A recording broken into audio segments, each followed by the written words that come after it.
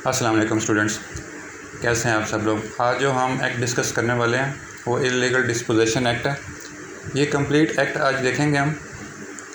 इसके बाद जो है ना हम एक कंप्लेंट देखेंगे जो illegal disposition act against respondent under section 3 और 4 एक्ट 2005 है। ठीक है, तो सबसे पहले मैं आपको इल्लीगल डिस्पोजेशन एक्ट 2005 के बारे में बताता हूँ।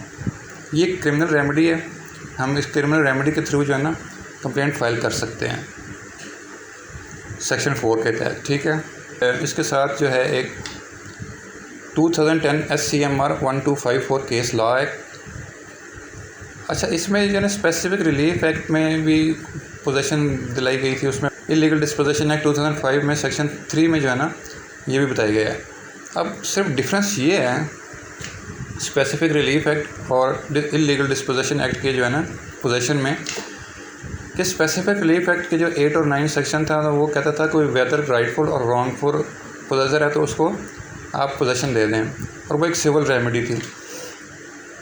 और ये जो है ये क्रिमिनल रेमेडी है, नॉन कॉग्जिनेबल ऑफेंस है। ये इसमें FIR वगैरह नहीं होगी। ये नॉन कॉग्जिनेबल ऑफेंस है और इसमें जो है ना लॉफुल पोजेसर पे अप्लाई होगा। ये जो भी लॉफुल पोजेसर है ना तो ये उस पर अप्लाई होगी सेक्शन 3 इलीगल डिस्पोजेशन एक्ट। मतलब लैंड ग्रैबर है, किसी ने लैंड पे कब्ज़ा किया हुआ, लैंड माफिया है, जो भी है, किसी ने आपकी ज़मीन पे कब्ज़ा किया हुआ है तो आप सेक्शन 3 और 4 के तहत जो है ना दरख्वास्त दे सकते हैं इलीगल डिस्पोजेशन एक्ट के तहत जो है कोर्ट में।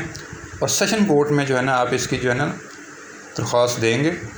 Section 3 of illegal disposition act against criminal act, section 3 से क्रिमिनल रेमेडी। ठीक है, तो उसके बाद जो है ना अब हम इसकी डेफिनेशंस देखते हैं कुछ। अब ये पता चल गया होगा आपको सेक्शन 8-9 में जो है ना सिर्फ पोजेशन वेदर राइटफुल रॉन्गफुल थी, और इसमें जो है ना अब ये हम इलीगल डिस्पोजेशन देखेंगे जो कि लैंड ग्रैबर्स ने, लैंड माफिया ने आपकी ज़मीन पर कब्ज़ा किया हुआ, आप लॉफुल ओनर हैं और आपकी लॉफुल पोजेशन थी और लैंड माफिया ने कब्ज़ा किया हुआ था। ठीक है, अब इसके बाद हम डेफिनेशन से देखते हैं। कोर्ट में सेशन कोर्ट में हम अप्लाई करेंगे और इस पर जो है ना और इस पर कोर्ट जो अप्लाई होगा CRPC अप्लाई होगा। ऑक्यूपायर का मीन लॉफुल पोजेशन, जो भी लॉफुल पोजेशन में जो है वो इसका ऑक्यूपायर होगा। ओनर मीन जो एक्चुअली ओनर है प्रॉपर्टी का वो जो है ना वो ओनर कहलाता है। मिसाल के तौर पे मेरा एक प्लॉट है, मैं उसका, मेरे नाम ज़मीन है, वो मैं उसका ओनर होऊंगा। और प्रॉपर्टी मीन इमूवेबल प्रॉपर्टी, ये इमूवेबल प्रॉपर्टी पे होगा। ठीक है, अब सेक्शन 3 जो है ना वो कहता है कि prevention of illegal possession of property.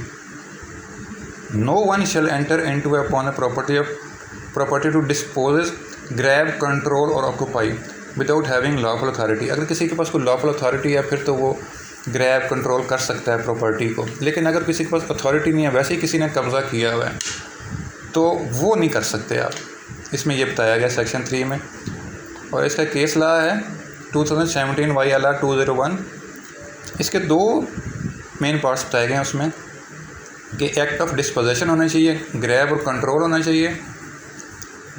Act disposition, grab and control और ऑक्यूपाई। और दूसरा इंटेंशन होनी चाहिए, उसकी इंटेंशन होनी चाहिए उसकी ग्रैब करने की, कब्ज़ा करने की। उसके बाद फिर कोर्ट डिटरमिन करेगी कि जो है ना लैंड ग्रैबर्स की अगर तो उसने किया है प्रॉपर्टी, किसी की ग्रैब की हुई है प्रॉपर्टी उसने, तो उसको 10 साल से सज़ा दी जाएगी इस अंडर सेक्शन इस 331 के तहत। किसी ने अगर डिस्पोज किया हुआ है, ग्रैब किया हुआ है, किसी को डिस्पोज किया हुआ है, ग्रैब किया हुआ है, कंट्रोल किया हुआ है, ऑक्यूपाई किया हुआ है प्रॉपर्टी को, तो उसको 10 साल की सज़ा दी जाएगी। अगर इसके अलावा है कोई तो उसको फिर 3 साल की सज़ा दी जाएगी। और उसके अलावा पे जो है ना 544A जो है वो कंपनसेशन है, कंपनसेशन दी जाती है इसमें। 544A कहता है कंपनसेशन विद इंटेंशनल डिस्पोजल। अगर किसी इंटेंशनल डिस्पोज किया तो फिर उसको कंपनसेशन देनी पड़ेगी। अब 544A कहता है जी कंपनसेशन टू हेयर्स और टू पर्सन किल्ड वगैरह। अब इसमें किलिंग, डेथ वगैरह तो नहीं हुई, इंजरी नहीं हुई, लेकिन जो है ना प्रॉपर्टी को जो है ना लॉस और डिस्ट्रक्शन हुआ है, तो इसलिए जो है ना ही विल कंपनसेट, उसको कंपनसेट करना पड़ेगा इंसान को। जिसने भी इस पर लैंड ग्रैबर किया, लैंड माफिया है, उसने किसी को प्रॉपर्टी को नुकसान पहुँचाया है, तो फिर उसको जो है ना कंपनसेट भी करना पड़ेगा। तो इसकी 3 रेमेडीज़ हो गई। पहली रेमेडी ये है कि 10 साल की सज़ा दी जाएगी किसी ने कब्ज़ा किया हुआ है। अगर उसके अलावा कोई कब्ज़ा माफिया के अलावा किसी ने कुछ किया हुआ है तो 3 साल, और उसको कभी प्रॉपर्टी ख़राब कर दी है तो फिर उसको कंपनसेशन देनी पड़ेगी। अगर इसके अलावा भी अगर कुछ ने कुछ किया है तो फिर वो उसके अलग सेक्शन लगेंगे। किसी ने अगर हर्ट किया, कत्ल किया ज़मीन के बंदे, उसको कत्ल का सेक्शन भी लगेगा उसमें, 302 भी लगेगा उसमें। अगर किसी ने ज़मीन पे कब्ज़ा किया है और कब्ज़ा छुड़ाना है तो उसको ज़ख्मी कर दिया या मार दिया इंसान को, तो वो उस पर अलग सेक्शंस लगेंगे उस पर। ये सिर्फ उस प्रॉपर्टी के साथ, ये सिर्फ प्रॉपर्टी के लिए है। उसके बाद है जी सेक्शन 2 जो है वो ये कहता है कि हूएवर कंट्रीवीन्स द प्रोविज़न, अगर कोई कंट्रीवीन करता है प्रोविज़न सब सेक्शन 1 की तो उसको 10 साल की सज़ा दी जाएगी। And shall also be compensated in accordance with the provisions of section 544A of the CRPC code. ठीक है, 10 साल की सज़ा है, अदर दिन इसके 3 साल है, और 544A के तहत जो है ना उसको कंपनसेशन भी देनी पड़ेगी। तो ये सेक्शन 2 कहता है, इसका 3 का सब सेक्शन 2 ये कह रहा है। ठीक है, उसके बाद जो है आगे सेक्शन 4 जो है ना ये कॉग्निजेंस के बारे में बताता है कि ट्रायल कौन चलाएगा, कैसे चलेगा। कॉग्निजेंस सेक्शन 4 जो है ना ये कॉग्निजेंस के बारे में बताता है। Notwithstanding anything contained in the code और any law for the time being in force contravention of section 3 shall be triable in the court of session. इसका ट्रायल कहाँ पे चलेगा?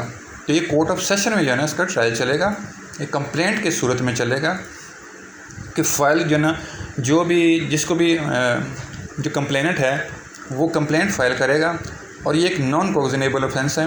और सेशन कोर्ट में जो complaint file करेगा वो जिसने भी अपनी ज़मीन का कब्ज़ा छुड़वाना है, जिसकी ज़मीन पे किसी ने ग्रैबर ने कब्ज़ा किया हुआ है, तो वो सेशन कोर्ट में कंप्लेंट फ़ाइल करेगा सेक्शन 4 के तहत। ठीक है, ये एक नॉन कॉग्निजेबल ऑफेंस है। The court at any stage of the proceeding में direct the police to arrest the accused, और किसी भी स्टेज पे जो है ना वो कोर्ट डायरेक्ट कर सकती है पुलिस को कि अक्यूज़ को पकड़ के ले आओ, उसको अरेस्ट करो।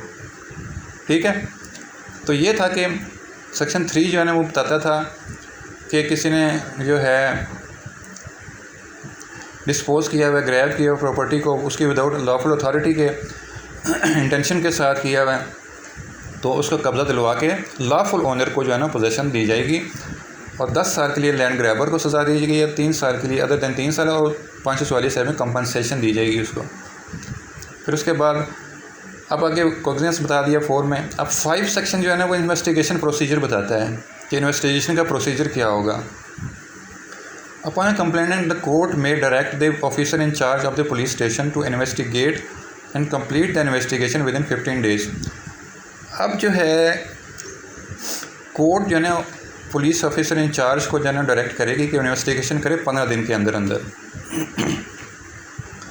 और कोर्ट जो है मजिस्ट्रेट को इंक्वायरी का भी ऑर्डर दे सकती है, और report from land revenue record से रिपोर्ट भी मंगवा सकती है कि देखा जाए कि इसका एक्चुअली ओनर है कौन। ठीक है, जब कोर्ट देखेगी लैंड रिकॉर्ड, पटवारी को, तहसीलदार को बुलवाया जाएगा, कोर्ट ऑर्डर करेगी तहसीलदार को लैंड रेवेन्यू रिकॉर्ड लेके आओ, ताकि कोर्ट देखेगी कि इसका असली ओनर कौन है। तो उसके बाद जब कोर्ट को पता चलेगा कि जिसने पोजीशन की हुई है, जो लॉफुल पोजीशन नहीं है, जो लॉफुल पोजीशन में नहीं है, उसने तो ग्रैब किया हुआ प्रॉपर्टी को, उसने तो कब्ज़ा किया हुआ प्रॉपर्टी पे, तो फिर पुलिस जो है ना को डायरेक्ट करेगी कोर्ट, फिर उसके बाद पुलिस को डायरेक्ट करेगी कि इसको जो है ना यूजेबल फोर्स को यूज़ करे, तो उस पुलिस इन्वेस्टिगेशन भी करेगी। तो उसके बाद जो है ना 60 डेज़ के लिए इसकी केस चलेगा। इसका सेक्शन 2 कहता है on taking cognizance of the case the court shall proceed with the trial from day to day proceedings and shall decide the case with in 60 days, और 60 डेज़ के अंदर अंदर केस को डिसाइड करेगी। And for any delay sufficient reason should be recorded, और delay की सूरत में sufficient reason जो है ना वो देनी चाहिए। ठीक है, और उसके बाद कोई इसमें एडजॉर्नमेंट नहीं होगी, और अगर एक एक्स्ट्रा टाइम चाहिए तो वो भी 7 दिन का एक्स्ट्रा टाइम होगा, इससे ज़्यादा एक्स्ट्रा टाइम नहीं मिल सकता। ठीक है, अब इन्वेस्टिगेशन का ये आपको पता चल गया कि कोर्ट जो है पुलिस को डायरेक्ट करेगी कि इन्वेस्टिगेशन करे, मजिस्ट्रेट के लिए इंक्वायरी का भी कह सकती है, और तहसीलदार से लैंड रेवेन्यू रिकॉर्ड को मंगवाएगी। जब ये सारे काम हो जाएंगे तो उसके बाद जो है फिर वो कोर्ट देखेगी कि अगर ये लॉफुल ओनर नहीं है जिसने कब्ज़ा किया हुआ है, तो फिर कोर्ट ऑर्डर करेगी पुलिस को कि यूज़ फोर्स करो और इससे कब्ज़ा छुड़वा के दूसरी पार्टी को, जो लॉफुल ओनर है, लॉफुल पोजेसर है, उसको कब्ज़ा दिलवाया जाए। अच्छा, उसके बाद सेक्शन 6 कहता है power to attach property if the court is satisfied the none of the person are in possession lawful possessor. अब कोर्ट को लगता है कि कोई भी जो है ना इन दोनों में से पोजेशन नहीं रखता, तो फिर कोर्ट जो है ना प्रॉपर्टी को अटैच कर लेगी। अब अटैच करने के बाद क्या करेगी? In case of attachment the method of its management safeguard against natural decay और determination shall be determined by the court. अब एक कोई भी कपास है, तो उसकी फसल का जो उसकी कपास ज़मीन का जो मसला चल रहा है, तब दोनों नहीं है पोजीशन में, तो कोर्ट फिर उसकी मैनेजमेंट और उसके सेफ गार्ड और नेचुरल डिके जो है ना, तो वो सारा कुछ डिटरमिन करेगी कोर्ट कि इसको कैसे आगे मैनेज करना है। ये सारा कुछ कोर्ट का काम है। अटैच कर लिया उसने प्रॉपर्टी को, ताकि फसल भी ख़राब ना हो, और ये ताकि जो है ना ये सारा जो है ना मैटर सॉल्व हो जाए और ये जो है मैनेजमेंट हो जाए इसकी सारी। तो ये सारी कोर्ट मैनेजमेंट देखेगी। उसके बाद सेक्शन 7 है eviction and mode of recovery and as an interim relief. अब ये इंटरिम रिलीफ जो है ना हम क्लेम करते हैं। इंटरिम रिलीफ ये होता है कि प्राइमा फेसाए, बैलेंस ऑफ कन्वीनियंस और इर्रिपेरेबल लॉस, ये जो है ना ये 3 चीज़ें इसमें आती हैं, इंटरिम रिलीफ में क्लेम की जाती हैं। अब इसमें कह रहा है जी कि if the during trial the court is satisfied that the person is found prima facie is not in lawful possession, जिसने पोजेशन की हुई है वो लॉफुल पोजेशन में नहीं है, the court shall an interim relief direct to put and the owner occupier. तो जो असली ऑक्यूपायर है तो वो उसको रिलीफ दे देगी। मिसाल के तौर पर एक शख्स ने एप्लीकेशन कंप्लेंट फ़ाइल की है, साथ इसने इंटरिम रिलीफ की भी दे दी है एप्लीकेशन, तो कोर्ट फिर जो है ना उसको दे देगी, इंटरिम रिलीफ दे देगी। लेकिन ये कब? व्हेन द पर्सन, उसके बाद है जी 2 है, when the person against home the such order is pass under section phase to comply the same the court shall notwithstanding any other law for the time being in force take such step and pass such order to as may be necessary to put the owner to occupy in possession. तो court जो है ना उसको possession लेने के लिए जो है ना उससे पोजेशन लेके लॉफुल ओनर ऑक्यूपायर को जो पोजेशन है ना उस नेसेसरी स्टेप्स लेगी, ताकि जो है ना असली ओनर को जो है ना पोजेशन वापस की जा सके। इसमें लफ्ज़ यूज़ है ड्यूरिंग ट्रायल। अगर ड्यूरिंग ट्रायल जो है ना court satisfied that person is found prima facie, अगर प्राइमा फेसाए जो है ना वो ये जो है बज़ाहिर नज़र में, प्राइमा फेसाए थे बज़ाहिर नज़र में जो है ना वो उसका लॉफुल ओनर नहीं है, तो जो लॉफुल ओनर है तो उसको जो है ना वो इंटरिम रिलीफ जो है ना डायरेक्ट कर देगी। तो interim relief direct to him for the owner to an occupier, ठीक है, ओनर और ऑक्यूपायर को जो है ना रिलीफ देगी। अब ट्रायल जो है ना ये ड्यूरिंग ट्रायल की जा सकती है। अब ट्रायल कब होता है? अब ट्रायल का हमें पता है कि तो ये ट्रायल कब स्टार्ट होता है? इफ़ द सेशन कोर्ट अगर प्रोवाइड्स करती है डॉक्यूमेंट्स, उसके बाद 7 दिन का वेट करती है, और उसके बाद जो है फिर फ्रेमिंग ऑफ चार्ज होता है, और फिर उसके बाद ट्रायल स्टार्ट हो जाता है, ठीक है। Police officer can use reasonable force. Police officer can use reasonable force, वो रीज़नेबल फोर्स को भी यूज़ कर सकती है पोजेशन लेके, जो लॉफुल ओनर है उसको पोजेशन देने के लिए। अक्सर सेक्शन 3 है, the court may authorize any officer or official to take possession for securing compliance with its order under subsection the person so authorized may use or call the force as may be necessary। तो वो police officer जो है वो force भी use कर सकता है, ताकि जो है फिर वो पोजेशन लेके उसको छुड़वाई जा सके। अच्छा, उसके बाद आगे जी अगर वो फेल हो जाता है और ये इनकार कर देता है, किसी वजह से नहीं कर पाता, तो अगर वो पुलिस ऑफिसर कोर्ट ने डायरेक्ट किया है पुलिस को कि तुम इससे पोजेशन लेके दो बंदे को, लेकिन अगर सेक्शन 5 के तहत वो कहता है जी अगर वो पुलिस वाला जो है फेलियर हो जाता है या इनकार कर देता है असिस्टेंस करने के लिए कोर्ट को, तो फिर कोर्ट क्या करेगी? कोर्ट फिर करेगी मिसकंडक्ट, उसकी मिसकंडक्ट पे डिपार्टमेंटल एक्शन अगेंस्ट हिम, उसको उसके डिपार्टमेंटल एक्शन अगेंस्ट ले सकती है उसके खिलाफ, पुलिस ऑफिसर के खिलाफ, कि इसने कोर्ट का ऑर्डर मानने से इनकार कर दिया, ठीक है। तो ये इसमें प्रोसीजर बताया गया कि जब भी जो है ना वो पता चलेगा कोर्ट को कि वो लॉफुल पोजेशन में नहीं है, जिसने पोजेशन की है, जिसने कब्ज़ा किया हुआ है, तो कोर्ट इंटरिम रिलीफ जो कंप्लेनेंट ने साथ एप्लीकेशन फ़ाइल की हुई है, तो कोर्ट डायरेक्ट करेगी पुलिस को कि रीज़नेबल फोर्स यूज़ करो और इससे कब्ज़ा लेके इस फलाने बंदे को जो इसका लॉफुल ओनर है, लॉफुल पोजेसर है, उसको दे दो। अगर पुलिस इनकार कर देती है तो फिर कोर्ट जो है वो डिपार्टमेंटल एक्शन अगेन ले सकती है उस पुलिस वाले के ख़िलाफ़। और 2015 YLR 715 जो है ना इसकी केस लॉ इसके साथ डील करता है। अब उसके बाद सेक्शन वो जो है 8 बताता है कि किस तरह से जो है ना फिर लॉफुल पोजेसन जो है ना, जो लॉफुल पोजेसन में है तो कोर्ट उसको फिर लॉफुल पोजेसन दे देगी। जो ऊपर वही बताया गया, direct the accused of any claim through the him, section 2 बताया गया कि of that section direct the accused और any person claiming through him restoration of the possession of the property to the owner को property दे दी जाए। और as the case may be the occupier if not already restored to him, section 7 sub section 2 for the purpose of sub section. और आगे फिर वही बताया गया कि पुलिस ऑफिसर इंचार्ज को पुलिस जो है ना असिस्टेंस के लिए कह सकती है, रिस्टोरेशन पुलिस के लिए, कि the police officer in charge of the police station for such assistance as may required for registration of the possession of the property as may be case be occupier. मतलब यह है कि पुलिस को जो है ना वो डायरेक्ट कर सकती है कि इसको रिस्टोर करके जो है ना, पुलिस को डायरेक्ट कर सकती है कि इसको रिस्टोर करके ओरिजिनल ओनर जो है ना उसको फिर पोजेसन दे दी जाए। ठीक है, अब ये था इसमें लॉफुल पोजेसन और ओनर को पोजेसन देनी था। अब इसमें फिर 2017 से पहले एक थोड़ा खामी थी कि कोई अपील नहीं कर सकता था। अब 2017 के बाद जो है ना 2017 में जो है ना एक एज जो है ना इसमें शामिल की गई है, वो ये है कि 30 डेज़ के अंदर आप अपील फाइल कर सकते हैं। ठीक है, अब ये है कि इसमें कोई अगर केस जीत जाता है तो फिर उसको पोजेसन जो है ना, डिलीवरी ऑफ पोजेसन जो है ना उसके हक में दे दी जाएगी। एक लॉ ओनर ए है, असलम है, उसकी ज़मीन पे किसी ने कब्ज़ा कर लिया था, उसने सारा केस चलाया, कोर्ट ने फिर देखा कि ये बाबर जो था उसने ज़बरदस्ती असलम की ज़मीन पे कब्ज़ा किया हुआ था। लैंड रिकॉर्ड मंगवाया उसने, कोर्ट ने, पुलिस ने इन्वेस्टिगेशन करवाई और उसके बाद जो है फिर देखा पुलिस ने, कोर्ट ने देखा, फिर उसके बाद कोर्ट ने देखा कि ये जो है पोजेसन इसकी असलम की थी, बाबर ने कब्ज़ा किया हुआ था। तो फिर उसने पुलिस को जो है डायरेक्ट किया कि इस पर यूज़ फोर्स करो और इसको खाली करवाओ, इसकी पोजेसन को, और असलम को जो है ना पोजेसन दिलवा दो।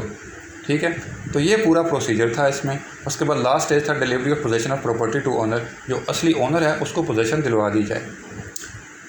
उसके बाद एप्लीकेशन ऑफ कोड, इसमें वो बताया गया है unless otherwise provided this act the provision of the code CRPC जो है ना वो अप्लाई होगा इस पर। अब हम इसका एक देख लेते हैं, कंप्लेंट देखते हैं इलीगल डिस्पोजेशन एक्ट की। अब इसमें एक असलम है और एक बशीर है, असलम सन ऑफ बशीर है, ये इसका जो है देखते हैं। इसके बाद हम एक कंप्लेंट देखते हैं, उसमें यह कि Aslam son of Bashir resident वगैरह ये सारा एड्रेस आ जाएगा। उसके बाद जो है वर्सेस ये बाबर रेजिडेंट जिसने कब्ज़ा किया हुआ है, और SHO जो है पुलिस स्टेशन जो है ना, ये पार्टी हमने बनाना है रिस्पोंडेंट में। अब पहले हमने लिखना है, पहले पैराग्राफ में हमने लिखना है that plaintiff is the lawful possession of the, ये सारा कुछ इसमें लिखना है। इसके बारे में लॉफुल पोजेसन था, ये सारे प्रॉपर्टी की डिटेल आ जाएगी। उसके बाद सेकंड पॉइंट है जी, उसके बाद सेकंड है that the said plot was originally stated in Iqbal Town in the year 1989-90 for the first time and since successive owner जो है ना इसको अनइंटरप्टेड जो है ना वो यूज़ करते, किसी ने इंटरप्ट नहीं किया था आज तक, और ये सारे यूज़ करते। सबसे पहले आगे प्रॉपर्टी की डिटेल, उसके बाद पता नहीं ये कब से ओरिजिनेट हुई थी, कब से प्रॉपर्टी खरीदी हुई है, और इसके हम सारे जो है ना सक्सेसिव जो है ना सक्सेसर हैं, जो हम ओनर हैं इसके। उसके बाद सारा जो है खसरा, खाता, खतूनी, खेवट, ये सारी डिटेल देनी है उसने आपने प्रॉपर्टी की। उसके बाद बताना है that the suit plot recommend A green area from the eastern side, western side, ये सारी साइड्स बता देनी है आपने, कौन कहाँ पे सिचुएट करता है, ताकि कोर्ट को पता चले ये कौन सी प्रॉपर्टी है, इसके आसपास कौन सा इलाका है, ताकि वो फिर देख सके कि बाकी अच्छा यही वाकई प्रॉपर्टी है, प्लॉट है या घर है, जो भी है। तो फिर उसके बाद में ये पता चलेगा उसको, कोर्ट को। इस सारे जो है ना डिटेल्स के बाद ही कोर्ट डिटरमिन कर सकती है कि अच्छा ये प्रॉपर्टी है। उसके बाद अगला है जी point that the complainant also occupied the side plan which was approved and section by tehsil nazim order. इस डेट को जो है ना सारा साइट मैप अप्रूव हुआ, वो साथ लगा दिया गया है। उसके बाद आगे जो है ना कहते हैं 6 पॉइंट्स है। The respondent number 2 is the local stalwart and influential and property dealer, और रिस्पोंडेंट नंबर 2 जो है ना वो प्रॉपर्टी डीलर है। आगे फिर आपने स्टोरी बतानी है कि कैसे इसने कब्ज़ा किया है। परचेज द एडजेसेंट प्रॉपर्टी, उसने एडजेसेंट प्रॉपर्टी खरीदी of the complainant plots and started construction thereof, और उसने वहाँ पे कंस्ट्रक्शन करना शुरू कर दी। On apprehension of encroachment complainant approach the respondent number 2, और रिस्पोंडेंट नंबर 2 के पास गया। Was preserve the disposes the complainant and also make the construction on the spot plot, और उसने कोई किल नहीं किया और कंप्लेनेंट को बात पे कोई काना धरा और कंस्ट्रक्शन जो है ना वो जारी रखी और कंस्ट्रक्शन करता रहा। The complainant filed a suit permanent injunction, उसने परमानेंट इंजंक्शन का सूट जो है ना फाइल किया। Whereby he prayed for the restraining the respondent number 2, कि रिस्पोंडेंट नंबर 2 को रिस्ट्रेन किया जाए कंस्ट्रक्शन से इस सेट प्लॉट पे, which was mark XYZ, which was mark to mister XYZ learn civil जज Lahore who was please to issue the status quo order. ठीक है, तो ये उनकी कोर्ट में जो है ना ये हमने सूट फॉर परमानेंट इंजंक्शन जो है ना वो अप्लाई किया। उसके बाद 8 सेक्शन है that when the complainant was busy in the funeral ceremony of one of the his friend in Sialkot, Sialkot में एक दोस्त की नमाज जनाजा में मसरूफ़ था वो। The respondent number entered in the plot, और जो रिस्पोंडेंट नंबर 2 है प्लॉट में एंटर हुआ। Take possession of the same and start digging construction over there, तो वो मेरे प्लॉट में दाखिल हुआ और डिगिंग कर और कंस्ट्रक्शन भी स्टार्ट कर दी उसने। जब मैं बाहर गया हुआ था तो उसने फिर जो है ना कंस्ट्रक्शन स्टार्ट कर दी मेरे प्लॉट पे। That when the complainant approach the respondent number 2, उसने जब रिस्पोंडेंट नंबर 2 पे अप्रोच किया and protested for this illegal unlawful and authorized action, respondent number 2 delayed the matters of the same lame excuses. It's pertinent to mention that the respondent number 2 also get registered and the false and frivolous case against the complainant and his friends, and against which the inquiry ordered by the Inspector General Police and Director of Police officer is pending through the respondent number 1. तो अब ये कहते हैं कि भाई complainant जो है ना जब अप्रोच किया उसने रिस्पोंडेंट नंबर 2 को एंड प्रोटेस्ट किया उसने illegal unlawful and authorised action पे, ये तीनों चीज़ें जब उसने बता दी कि ये इसने इलीगल है, अनलॉफुल है, अनऑथराइज्ड एक्शन है रिस्पोंडेंट नंबर 2 का, delayed the matter of the lame excuses, और उसने लेम एक्सक्यूज करना शुरू कर दिया। तो फिर इसके बाद कहता है जी pertinent to mention the respondent number 2 also मैंने रजिस्टर फॉल्स केस रजिस्टर करा दिया उसने अगेंस्ट द कंप्लेनेंट के खिलाफ झूठा मुकदमा उसने दर्ज करा दिया एंड इस फ्रेंड्स पे और फ्रेंड्स के खिलाफ and action and against with inquiry order by the inspector general. तो ये सारा कुछ बताया उसने कि वैसे मेरी ज़मीन पे कब्ज़ा भी कर लिया उसने। उसके बाद जो है फिर उसने मेरे पे झूठा मुकदमा भी दर्ज करा दिया। तो उसके बाद फिर आगे कहता है कि that the complainant was having the peaceful position of the plot, तो प्लॉट में पीसफुल पोजीशन थी, टाइटल डॉक्यूमेंट्स उसके सारे कंप्लेनेंट के पास थे, द अप्रूव्ड साइट प्लान भी उसके पास था कंप्लेनेंट के पास, the subsequent owner and the inspector of vacancy will further confirm the concede about the peaceful position of the complainant. तो ये सारा कुछ बता दिया कि सारा कुछ मेरे पास है, मैं पीसफुल पोजीशन हूँ, पीसफुल ओनर हूँ इसका। उसके बाद 11 में बताना है कि the act of the respondent number 2 is illegal unlawful and unjustified unauthorized. तो ये बताना है कि उसका ये अनऑथराइज्ड एक्ट है। तो इसलिए within the preview of the illegal disposition act 2005 as the owner occupier of the property was illegally dispossessed and property was grabbed, property grab किया गया contravention section 3 hence that complainant seeks judicial intelligence, और complainant जो है ना judicial intelligence चाहता है honourable court का ताकि उस ग्रीवियंस उसको मिल सके। तो उसके बाद अगला पॉइंट है कि the complainant is also ready to provide necessary document, और उसके पास डॉक्यूमेंट्री और ओरल सारे एविडेंस हैं उसके पास। तो उसके बाद क्या है the property is situated with territorial, और उसका जुरिस्डिक्शन है तो कोर्ट इसको सुन सकती है। उसके बाद आगे प्रेयर क्लॉज में जो है ना फिर आगे क्या इस्तदा क्या कर रहा है कोर्ट से, in the view of the above, it's humbly prayed that in the complaint of the illegal disposition, respondent or may kindly be directed to for the restoration of the possession of the said property। इस property का एक boy town में है, 10 मरले की property है, इससे लेके मुझे जो है ना वापस दिलाई जाए ताकि कानून की बालादस्ती हो सके। तो अगर इसके अलावा भी कोई कोर्ट दे सकती है कोई रिलीफ तो वो भी दे सकती है। सारी इस रिलीफ में ना आपने सारे रिलीफ लिखने जो भी लिखना है आपने। तो उसके बाद ये आपने फिर एफिडेविट लगा देना साथ। एफिडेविट के बाद जो है ना आपने ये देनी है, एफिडेविट के बाद जो है ना आपने ये इंटरम रिलीफ का जो है ना एप्लीकेशन भी देनी है साथ। इंटरम रिलीफ में जो है ना आपने क्या 3 चीज़ें आप सीख करनी होती हैं वो आपको पता ही है। दैट इंटरम रिलीफ में that applicant has filed the above complaint of illegal disposition act 2005 before the honourable court, contents of which may please be read as integral part of the. अगर उसको प्राइमा फेशियाई जो है ना उसका case है, strong case है, यानी कि उसके हक़ में है, सारा कुछ डॉक्यूमेंट सारा कुछ उसके हक़ में है। अगर ना दी कि balance of convenience lies in the favour of the applicant, balance of convenience हो जाएगा और इररिपेयरेबल लॉस होगा। तो ये 3 चीज़ें जो है इंटरम रिलीफ में हमने क्लेम करनी होती हैं। तो उसके बाद आगे humbly it is therefore most humbly prayed that till that disposal of the complainant of illegal disposition and interim relief as per provision of Disposition Act 2005, the possession of the plot may kindly be restored in favor of the complainant। Complainant के हक़ में जो है ना वो file कर दी जाए। Petitioner answer respondent to restrain, और उसको रिस्ट्रेन किया जाए कि फर्दर कंस्ट्रक्शन वो इस पर ना करें। ठीक है, तो ये साथ आपने इंटरम रिलीफ लेनी है, इंटरम एप्लीकेशन देनी है आपने साथ, ताकि कोर्ट जो है ना आपको वो फिर आपके हक़ में जो है ना फैसला सुना दे, आपको रिलीफ दे दे, ताकि कोर्ट फिर आपको रिलीफ दे दे। तो ये सारा इसका जो है कंप्लेंट थी। अब इसको मैं आपको दोबारा से समराइज़ करके बता देता हूँ। सेक्शन 3 हमने देखा था। सेक्शन 3 में था कि कोई भी किसी भी ग्रैब कंट्रोल ऑक्यूपाई नहीं करेगा प्रॉपर्टी को। अगर कोई लॉफुल अथॉरिटी है उसकी तो चलो ठीक है, फिर तो मतलब कोई डिपार्टमेंट का वो है, कोई बंदा है, मतलब किसी के पास लॉफुल अथॉरिटी है, गवर्नमेंट की तरफ से किसी को लॉफुल अथॉरिटी दी गई है तो फिर वो तो कर सकता है। लेकिन अगर कोई इलीगली किसी ने कब्ज़ा किया हुआ है तो कोर्ट कहता है कि वो नहीं कर सकता कब्ज़ा। अगर कि 10 साल की सज़ा है उसको दी गई है, 10 साल की सज़ा दी जाती है उसको। Court will determine the act that punishment, 10 साल की सज़ा ग्रैबर लैंड ग्रैबर 10 साल की सज़ा दी जाएगी, और उसके अलावा है तो 3 साल, वरना वो कंपनसेशन 544A में कंपनसेशन भी देनी पड़ेगी उसको। उसके बाद हमने फिर देखा कि जो भी इसके करेगा तो वो सज़ाएँ। फिर उसके बाद कॉग्निजेंस देखा हमने कि कौन केस सुनेगा, इसका कहाँ पे केस चलेगा, कौन सेशन कोर्ट में इसका केस चलेगा, ये कंप्लेंट फाइल करेगा सेशन कोर्ट में, ये नॉन कॉग्निजेबल ऑफेंस है।